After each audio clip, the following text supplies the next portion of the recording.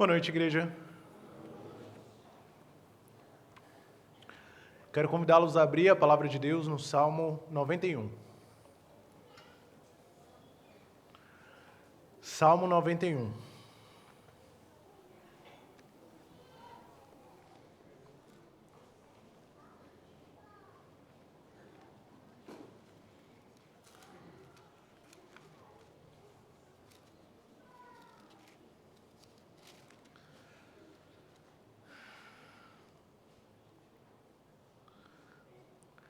Salmo de número 91, a palavra de Deus diz assim: O que habita no esconderijo do Altíssimo e descansa à sombra do Onipotente, diz ao Senhor: Meu refúgio e meu baluarte, Deus meu, em quem confio. Pois ele te livrará do laço do passarinheiro e da peste perniciosa. Cobrir-te-á com tuas penas, e sob suas asas estarás seguro. A sua verdade é pavês e escudo. Não te assustarás do terror noturno, nem da seta que voa de dia, nem da peste que se propaga nas trevas, nem da mortandade que assola ao meio-dia. Caiam 1000 ao teu lado, e 10.000 à tua direita, tu não serás atingido. Somente com os teus olhos contemplarás e verás o castigo dos ímpios. Pois disseste: O Senhor é o meu refúgio, fizeste do Altíssimo a tua morada. Nenhum mal te sucederá, praga nenhuma chegará à tua tenda, porque aos seus anjos dará ordem a teu respeito para que te guardem em todos os teus caminhos. Eles te sustentarão nas suas mãos, para não tropeçares em alguma pedra. Pisarás o leão e a áspide, calcarás aos pés o leãozinho e a serpente. Porque a mim se apegou com amor, eu o livrarei, pô-lo-ei a salvo, porque conhece o meu nome. Ele me invocará, e eu lhe responderei. Na sua angústia eu estarei com ele, livrá-lo-ei e o glorificarei. Saciá-lo-ei com longevidade e lhe mostrarei a minha salvação. Oremos. Soberano e eterno Deus, nessa noite em que nos detemos para aprender da Tua palavra, que o Senhor nos ajude a compreender e aplicar e viver essas palavras escritas pelo salmista. Que possamos ser transformados no poder do Teu Santo Espírito, para que haja em nós novidade de vida, para que a nossa fé seja fortalecida e para que nós possamos testemunhar da Tua glória. Fala conosco pela Tua palavra, é o que te pedimos em nome de Jesus. Amém. Você já visitou alguém, já esteve em alguma casa e viu ali, aberta, em cima da estante ou em cima da mesa, a Bíblia no Salmo 91? Eu lembro de algumas casas que eu visitei, mesmo de pessoas que não eram cristãs, mas a Bíblia estava lá, no Salmo 91. Aberta nesse salmo, não como um enfeite, nem como um item de decoração. Curiosamente, essa é uma forma bastante popular de proteção contra o mal. Pelo menos é nisso que muitas pessoas no nosso país acreditam. Mas o fato é, e aí eu preciso ser honesto com você, que isso não passa de uma crendice popular, de uma utilização da Bíblia como uma espécie de amuleto. O interessante em observar esse fenômeno é que ele revela para a gente o quanto nós precisamos se sentir seguros, o quanto nós desejamos por segurança. A afirmação que está implícita nessa prática é que um lar protegido com a Bíblia aberta no Salmo 91 se torna uma espécie de esconderijo contra o diabo e contra o mal. Mas essa ideia de esconderijo, ela também é reconhecida pela própria cultura pop. Essa necessidade de segurança e proteção, ela é observada, por exemplo, quando super-heróis como o Batman e o Pantera Negra têm seus respectivos esconderijos. O Batman tem ali a Batcaverna e o Pantera Negra ele vai se esconder em Wakanda, uma nação tecnológica fora do mapa do mundo exterior ali no filme da Marvel, o Pantera Negra. Eu acredito firmemente que a Bíblia tem promessas de segurança e proteção para nós.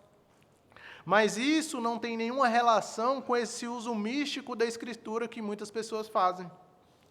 Mas se não é sobre isso, de que tipo de esconderijo que as verdades desse salmo tratam? Crianças, que esconderijo é esse? Vamos descobrir? Num mundo como o nosso, em que a gente enfrenta ameaças de facções, de doenças, de pandemias, diversos outros males e perigos, como as promessas de segurança da Escritura nos ajudam, enquanto cristãos, a transitar em meio a todas essas realidades? Mas antes de entrar especificamente nas informações do Salmo, a gente precisa entender um pouco desse Salmo e do que ele se refere. A gente não tem um autor declarado desse Salmo e também não tem o seu contexto.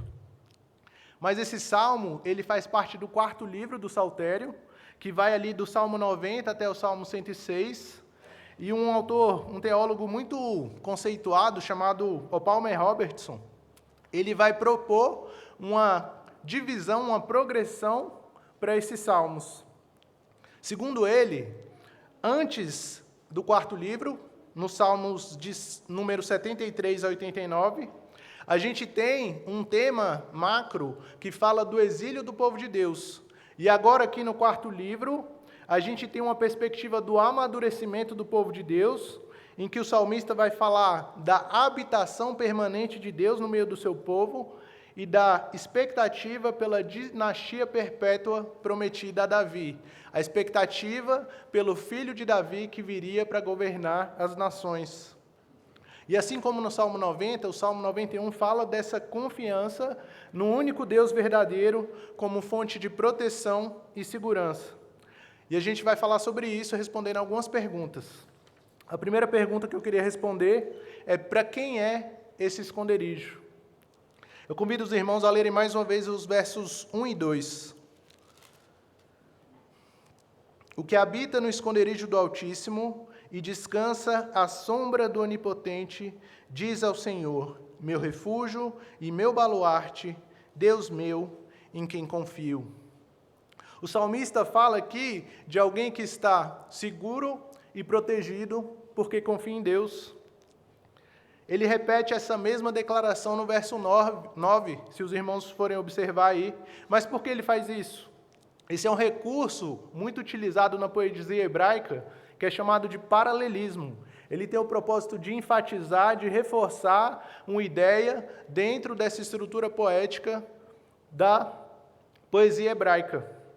Então, no verso 9, ele fala novamente de estar seguro no esconderijo do Altíssimo, porque ele quer enfatizar que essas diversas proteções que os que confiam em Deus desfrutam, elas estão relacionadas a essa confiança que é depositada em Deus como esconderijo, como abrigo e como refúgio. Confiança, inclusive, é um dos temas mais proeminentes dos Salmos. A gente tem diversos outros salmos que falam da confiança do salmista no Senhor. A gente tem, por exemplo, o Salmo 44, versos 6 e 7, que o salmista diz: não confio no meu arco, e não é a minha espada que me salva, pois tu nos salvastes dos nossos inimigos e cobriste de vergonha os que nos odeiam. A gente tem também o Salmo 53, verso 3, em que o salmista diz: em me vindo o temor, hei de confiar em ti. Aqui no 4º livro do Saltério, a gente tem o Salmo 94, 22. Mas o Senhor é o meu baluarte, o meu Deus, o rochedo em que me abrigo. Então, será que todas as pessoas confiam em Deus e estão seguras e protegidas? Claro que não. Olha só o verso 8 que o salmista diz: somente com os teus olhos contemplarás e verás o castigo dos ímpios. O salmista está mostrando aqui para mim e para você que para os ímpios está reservado um castigo a ser testemunhado por aqueles que confiam em Deus. São duas alternativas, irmãos. De um lado, impiedade e castigo, e do outro lado, confiança e proteção. Mas para quem é, então, esse esconderijo que o salmista descreve? Esse esconderijo não é para todos, mas apenas para aqueles que depositam a sua confiança no Senhor. Mais uma pergunta: do que esse esconderijo protege? Eu quero propor aqui para os irmãos pelo menos 4 tipos de proteção que esse salmo ensina para mim e para você. Em primeiro lugar, quando confiamos em Deus, nós somos protegidos de armadilhas e perigos. No verso 3, o salmista começa falando do livramento do laço do passarinheiro, e junto com o verso 13, que fala de pisar o leão e a serpente, a áspide, que é um tipo de serpente, ele está ensinando sobre um tipo de proteção de Deus contra os caçadores, que usam armadilhas, no caso do laço do passarinheiro, a força, no caso do leão, e a dissimulação, no caso da serpente. Esse laço do passarinheiro é interessante porque essa mesma expressão aparece em Provérbios 6, verso 5, como um alerta para alguém que acabou sendo enredado para servir de fiador de um estranho. E aqui eu já quero mencionar uma primeira aplicação importante. Quantas são as armadilhas dos nossos dias que têm seduzido os cristãos em busca de soluções fáceis que tragam dinheiro e prazer? É o jogo do tigrinho, as bets, o day trade, a oferta de cursos pelo Instagram, que prometem que se você investir X, você vai ganhar Y, a própria pornografia, a glutonaria, o alcoolismo e muitas outras promessas que são verdadeiras armadilhas. São promessas oferecidas por uma cultura que ilude, seduz e engana de maneira deliberada, oferecendo recompensas baseadas na lei do menor esforço, atalhos para a satisfação dos nossos apetites. E por mais que a gente saiba disso, às vezes a nossa cobiça ela nos leva a racionalizar o pecado, e aí a gente acaba sendo enganado e cai nessas verdadeiras armadilhas. Só que aqui nesse salmo, no Salmo 91, o salmista afirma que aquele que confia em Deus está protegido dessas promessas sedutoras. Mas como é isso? Por que isso acontece? A razão é que quando nós confiamos em Deus, nós nos submetemos à sua palavra. E essa palavra ensina para mim e para você que o caminho para a geração de riqueza é o trabalho abençoado por Deus e que há limites estabelecidos por Deus para que o cristão desfrute do sexo e dos outros prazeres que Deus criou na sua boa criação. Se confiamos no Senhor, nós precisamos acreditar que as promessas dele são melhores do que as armadilhas que somos tentados a perseguir por conta das ofertas do mundo e da cultura secular. Precisamos também saber que não é só desses males e perigos que Deus nos protege. Do que mais esse esconderijo que o Senhor nos protege? Quando confiamos em Deus, nós somos protegidos emocionalmente. Olha só o verso 4. Cobrir-te-á com as suas penas, e sob as suas asas estarás seguro. A sua verdade é pavês e escudo. Aqui, a ideia de segurança comunicada pelo salmista, ela é a mesma do elogio de Boaz em Rute 2,12, quando ele diz assim para ela: o Senhor retribua o teu feito, e seja cumprida a tua recompensa do Senhor, Deus de Israel, preste atenção, sob cujas asas vieste buscar refúgio. Repare que quando Ruth fez isso, ela não tinha nada. Não tinha marido, não tinha dinheiro, não tinha alimento, ainda abriu mão da sua terra e da possibilidade certa de um novo casamento para acompanhar a sogra. A sogra, meus irmãos. E é nessa condição que ela parte com Noemi para buscar abrigo em Deus.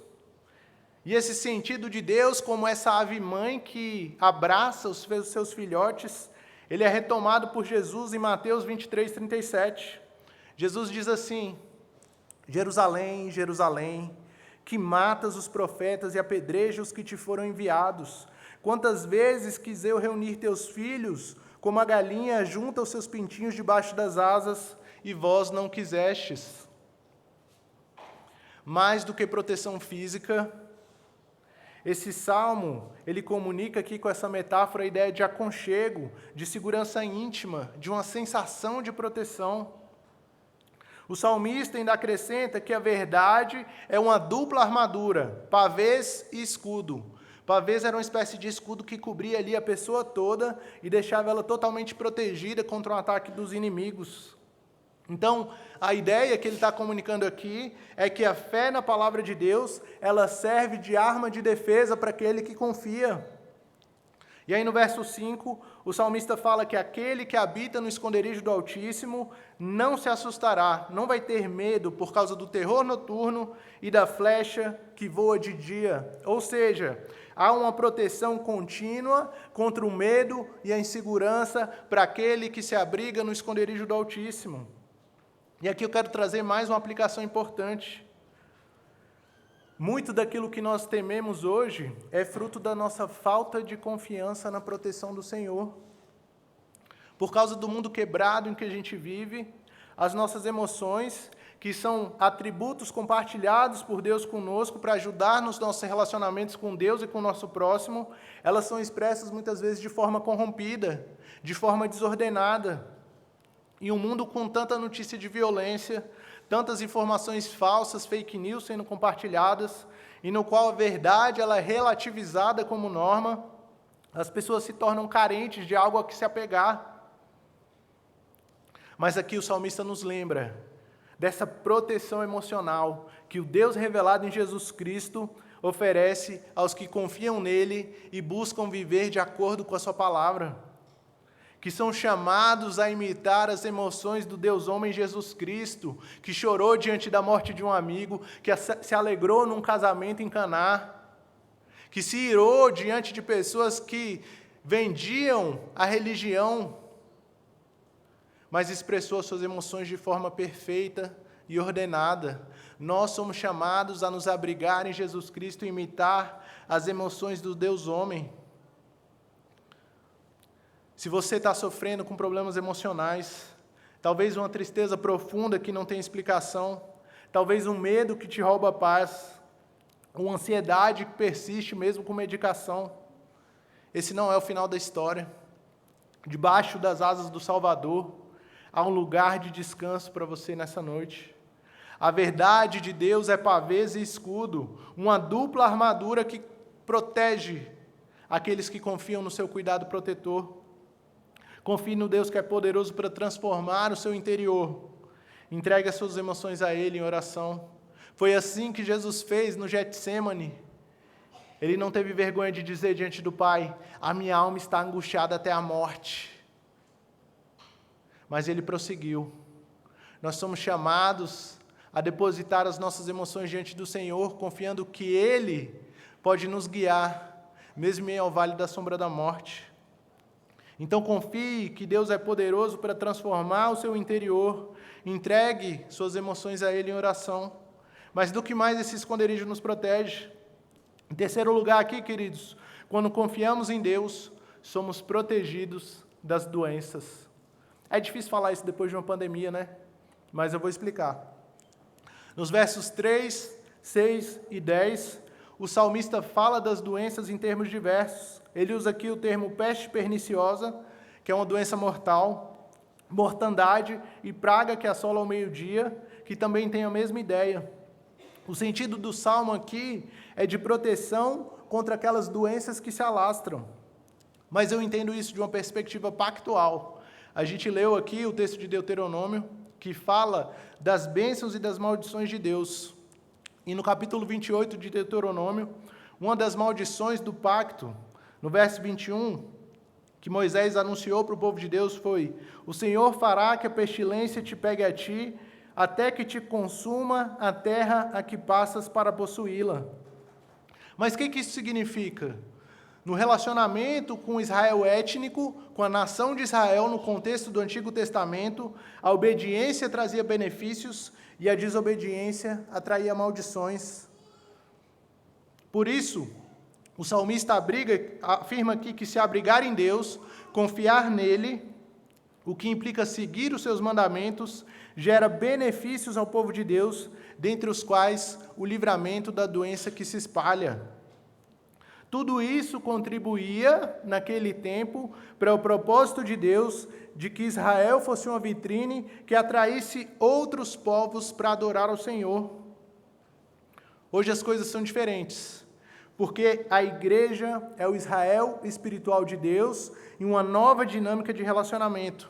Jesus Cristo foi quem cumpriu cada uma das estipulações da aliança, por isso nós não estamos mais sujeitos às maldições pactuais. Isso não significa que a gente não fica mais doente, porque a gente ainda vive em um mundo que sofre com as consequências do pecado que afetou toda a criação, inclusive os nossos corpos. Por isso, quando a gente está doente, devemos procurar auxílio médico para o nosso corpo, medicação, além de tomarmos os cuidados necessários para uma boa saúde, sono de qualidade, alimentação saudável, exercício físico, todas essas coisas que todo mundo sabe, mas que a gente não pratica. Tudo isso faz parte da proteção de Deus oferecida a nós por meio da graça comum. Mas, além de desfrutar dos avanços da medicina, a gente também deve orar ao Senhor pela cura. A gente deve nos submeter à vontade dEle, confiando que Ele tem o melhor para nós. Já reparou que, às vezes, a gente, na prática, age muito como se fôssemos ateus? A gente está doente. A primeira coisa que a gente pensa, não, deixa eu ver o médico, deixa eu ir no médico. Não estou dizendo que o médico é errado, mas a gente tem um Deus que cuida de todas as coisas, e um Deus que tem poder para curar, inclusive por meio da medicina. Nesses momentos, nós precisamos orar e confiar que Deus tem poder para curar, desde uma gripe até um câncer. Mas nem sempre Ele vai fazer isso. E é exatamente nos momentos em que a gente ora pela cura, que a gente está sofrendo com enfermidade, é que nós somos desafiados a continuar caminhando e confiando no Senhor. É exatamente nesses momentos que nós precisamos depositar nossa confiança no Senhor como nosso abrigo e nosso refúgio, crendo que Deus tem o controle de todas as coisas. Mas do que mais esse esconderijo nos protege? Além de armadilhas, perigos, problemas emocionais e doenças, quando nós confiamos em Deus, nós somos protegidos na caminhada. Olha comigo, por favor, o verso 7.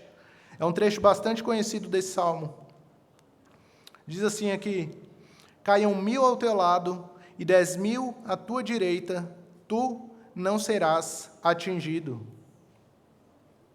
Aqui, a proteção do Senhor é apresentada em termos de vitória contra os inimigos em uma guerra com diversas baixas, e não da ausência de batalhas.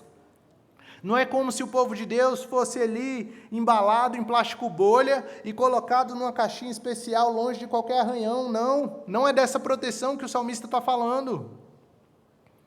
Lembra que essa foi exatamente a acusação que Satanás levantou quando Deus elogiou seu servo em Jó 1:10?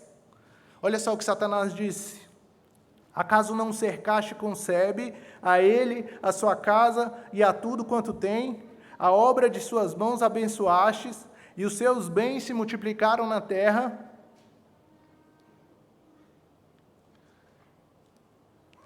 Quando confiamos em Deus, nós somos protegidos, mas nós não somos tirados do mundo, nós não somos colocados numa bolha, nós não estamos livres de passar por dificuldades. Mas isso significa que a gente não tem proteção? Muito pelo contrário. Se for preciso, irmãos, Deus manda até mesmo anjos em nosso socorro. Olha os versos 11 e 12.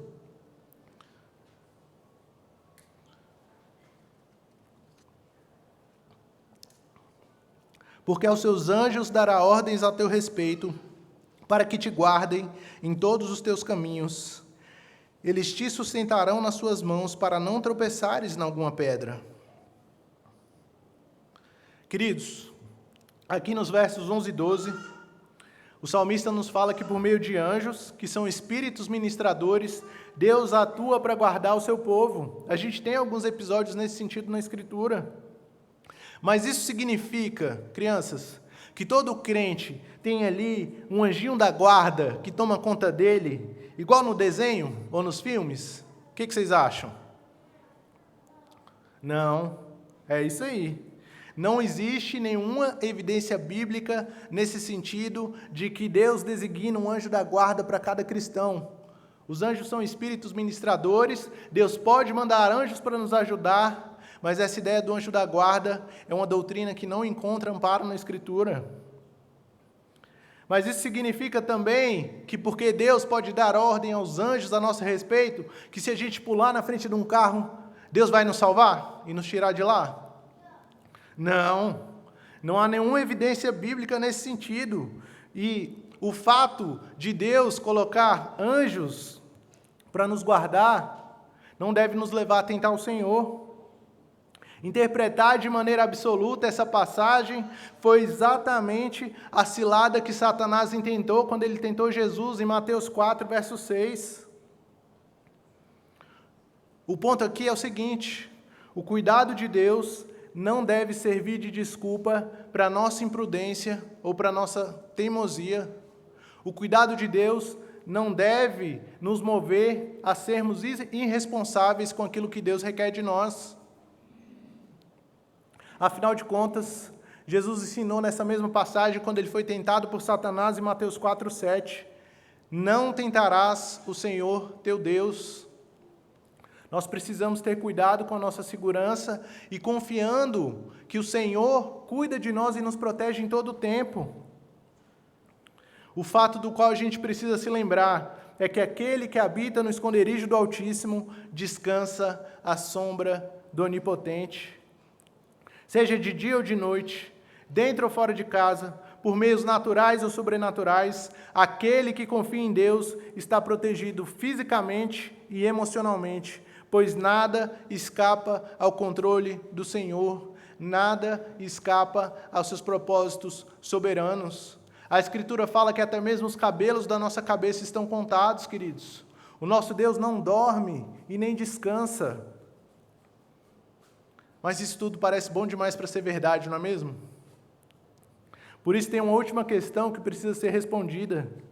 Por que esse esconderijo está disponível? Essa pergunta é importante porque eu tenho certeza de que eu não fiz nada para merecer essa proteção. E você? A gente vai ver agora por que esse esconderijo está disponível, olhando aqui para os versos 14 a 16. Porque a mim se apegou com amor, eu o livrarei, pô-lo-ei a salvo, porque conhece o meu nome. Ele me invocará, e eu lhe responderei. Na sua angústia eu estarei com ele, livrá-lo-ei e o glorificarei. Saciá-lo-ei com longevidade, e lhe mostrarei a minha salvação. Quero chamar a sua atenção para o fato de que é o próprio Deus que está falando aqui. Mas de quem ele está falando? Será que o salmista é capaz de amar a Deus dessa maneira, se apegando ali a Deus com esse amor pactual? Repare que o conhecer um nome aqui que o salmista declara é mais do que ter informações cognitivas sobre Deus. Essa linguagem é uma linguagem pactual de relacionamento íntimo com o Senhor. É a linguagem pactual da aliança de Deus com o seu povo, que está presente em diversos pontos do Pentateuco. O grande segredo desse salmo é que a proteção que Deus estende a nós não é uma troca pelo nosso amor, queridos. Esses benefícios, eles são concedidos a nós porque o Messias encarnou e glorificou o Pai, abrindo mão de toda essa proteção, quando ele foi exposto na cruz do Calvário. O reverendo Daniel Santos explica assim a conexão dos versos 14 e 15 com o restante do Salmo. Abre aspas. Eu tenho acesso a toda essa proteção à minha disposição, porque Cristo se apegou ao Pai. Eu tenho toda essa proteção à minha disposição, porque Cristo pede ao Pai. E quando Jesus pede, o Pai responde. Porque Jesus Cristo é o único que amou o Pai com esse amor profundo, pactual, e se apegou ao Pai, para que nós pudéssemos participar desse relacionamento, apesar das nossas falhas e das nossas imperfeições, para que nós pudéssemos desfrutar de toda essa proteção que o salmista descreve aqui para nós. Todas as bênçãos que Jesus conquistou com esse amor apegado, elas estão acessíveis a nós se nós confiarmos nele. Ele é o nosso esconderijo. Esse esconderijo está disponível a nós em Jesus, que é a nossa salvação. Independentemente, queridos, dos perigos e das aflições que nós enfrentamos, nós podemos olhar para as palavras do salmista e confiar que em Jesus nós estamos seguros. Mas o que isso significa na prática? Nós devemos confiar em Jesus e extrair do nosso relacionamento com Ele a nossa segurança. Não da nossa conta bancária, não do nosso cônjuge, não da nossa carreira, não das nossas conquistas materiais. Porque Jesus, Ele é poderoso para nos salvar de todos os tipos de perigos, enfermidades, males, crises, sejam elas materiais, espirituais, emocionais, financeiras. Mas isso não significa definitivamente ausência de sofrimento. É mais uma promessa de auxílio em meio ao sofrimento, porque em tudo que nós passamos, Deus tem um bom propósito. Nós lemos isso em Romanos 8, na liturgia. Todas as coisas cooperam para o bem daqueles que amam a Deus e são chamados a serem conforme a imagem do Filho. Isso é diferente do relacionamento da antiga aliança, na perspectiva de que naquele tempo o relacionamento de Deus com Israel, ele era exemplificado ao mundo por meio das bênçãos materiais que simbolizavam esse favor espiritual de Deus. O que eu estou querendo dizer com isso? Na ausência de doenças no povo de Israel, ou na presença das doenças, Deus mostrava o povo sendo fiel ou infiel à aliança. Só que Cristo veio e cumpriu os termos da aliança em nosso lugar. Por isso, às vezes a gente pode sofrer por consequência dos nossos pecados, mas não porque Deus nos amaldiçoou, mas porque Deus disciplina os filhos a quem Ele ama. E porque Deus tem propósito em nos fazer passar por sofrimentos. Mas o fato da ênfase agora ser nas bênçãos espirituais significa que Deus recolheu a sua mão abençoadora e nós agora estamos desamparados? Não, longe disso. Significa que quando nós somos atingidos por algum tipo de aflição, isso não deve afetar a nossa confiança em Deus e a nossa segurança, pois Ele permanece no controle de todas as coisas. Jesus, Ele foi tentado a reivindicar esses benefícios que o salmista descreve de maneira egoísta. E muitas vezes é exatamente essa tentação que nos encontra mais vulneráveis. Em meio às nossas lutas, Satanás sussurra nos nossos ouvidos. Você está doente há um tempão, né? Por que Deus não cura? Porque Ele não pode? Ou porque Ele não se importa com você?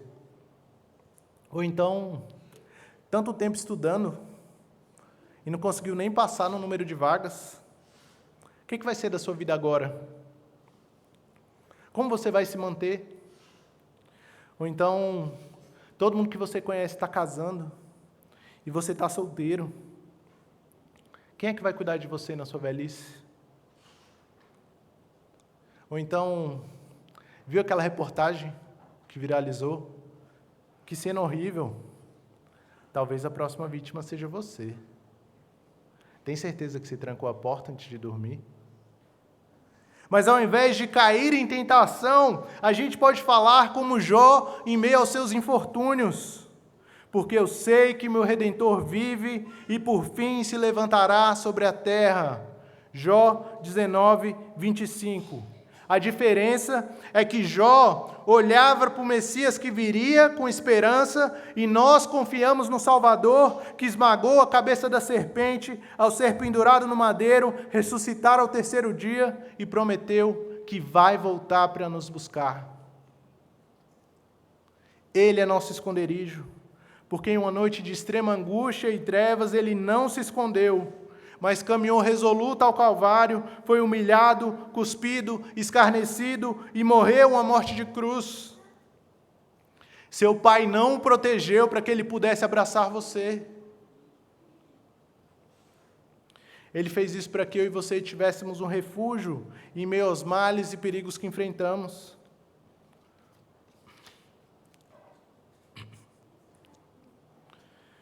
Esses dias eu estava a caminho da igreja, e aí parei no semáforo ali que fica em frente ao bombeiro do Guará 2.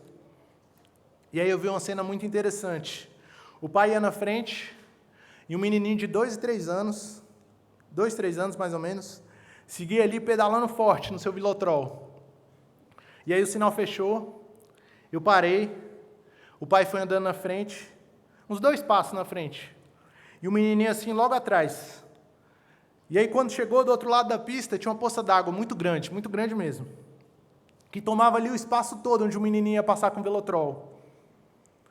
Aí o nenenzinho parou, olhou para o pai dele olhou para ele e falou assim: bora rapá, vai que dá. E aí ele pedalou, passando por cima da poça, só que teve uma hora que ele ficou meio atolado. Aí o pai dele se inclinou, esticou o braço, puxou ele da poça e ele continuou pedalando. E o pai dele puxou ele para fora da poça. Queridos, a proteção que Deus oferece para mim e para você nesse salmo não é necessariamente tirar todas as poças d'água do nosso caminho, mas muitas vezes é em nosso socorro quando a gente não conseguir avançar e nos arrastar para fora. Mas isso só acontece se a gente confiar em Jesus Cristo, se a gente depositar a nossa fé e a nossa confiança de que em Jesus Cristo nós estamos seguros, independentemente das circunstâncias. Então, que Deus nos conceda, por sua graça, a capacidade de confiar em Jesus e fazer dele o nosso esconderijo. Amém? A gente vai passar agora para a ceia do Senhor.